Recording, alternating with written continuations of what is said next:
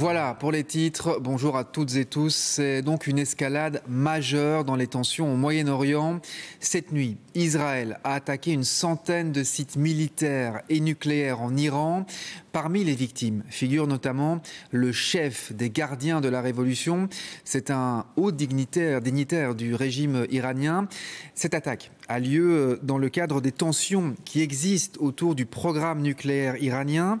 Officiellement, l'Iran veut le faire à des fins énergétiques, mais de nombreux pays, dont Israël, craignent de voir le régime des Mollahs obtenir la bombe nucléaire. Le récit d'Éric Destiné.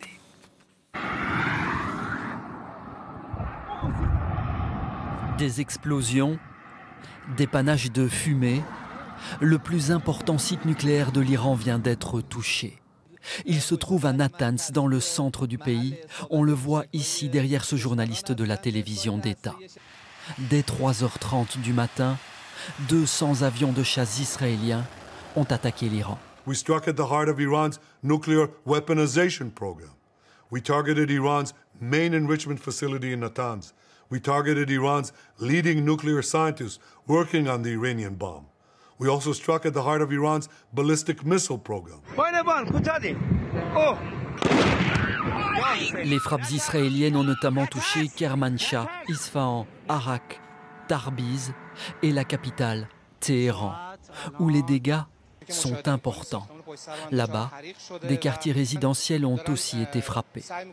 L'immeuble où nous vivons a explosé. Je ne sais pas si c'est un missile ou autre chose. Je ne sais pas ce qui est arrivé aux voisins. Cet homme, le leader de l'armée idéologique de l'Iran, a été tué dans les frappes. Il était une des figures de l'appareil sécuritaire iranien. L'information concernant l'assassinat du général Hossein Salami, commandant en chef du corps des gardiens de la Révolution, a été confirmée. D'après Israël, le chef d'état-major de l'armée iranienne et d'autres militaires de haut rang ont aussi été tués. L'Iran confirme également la mort de 6 scientifiques impliqués dans le programme nucléaire. Des civils auraient aussi été tués. Les États-Unis assurent qu'ils ne sont pas impliqués dans ces frappes. L'Iran évoque une déclaration de guerre et aurait déjà envoyé ce matin des drones vers Israël. Les autorités israéliennes, elles, affirment que cette opération va durer, je cite, « aussi longtemps qu'il le faudra ». Et après cette attaque, Israël se prépare à des représailles de la part de l'Iran. L'Iran qui dit que ses forces armées n'auront, je cite, pas de limite dans leur réponse. On va rejoindre à Tel Aviv Éléonore Veil. Éléonore, Israël se prépare à une réponse militaire imminente de l'Iran ? Oui, tout à fait. Alors, malgré une première interception réussie des drones iraniens, la prudence reste de mise dans le pays. Les autorités appellent la population à rester chez elle. Les établissements scolaires, depuis ce matin, ont été fermés, les rassemblements publics interdits et l'aéroport de Ben Gourion mis hors d'état.